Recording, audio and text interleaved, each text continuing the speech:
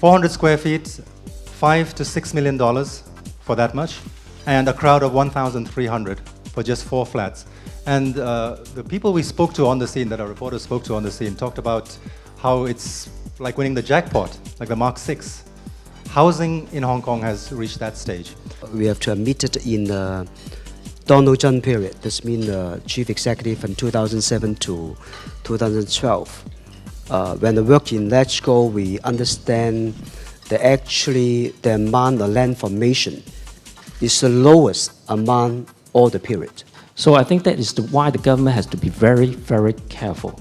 Nobody wants to see price to go up crazy or drop significantly. It's very difficult for the government to manage the situation, especially Hong Kong is a small open economy.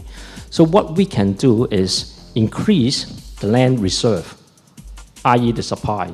If there's anything goes wrong externally, China is one of the major factors, in my view, affecting Hong Kong property market right now. You're involved in this, I suppose, you could classify as some sort of social innovation where you work within the system to create some sort of temporary housing for people. And you're involved with this kind of thing, right? So the use of private resources to solve problems for the public, or the use of private resources for public goods. So, but later it morphs into more collaboration with different sectors, including some resources that come from the government itself, in which you can get some of the resources from the government. Maybe these resources are not the typical type of resources, or the resources that are not optimally used.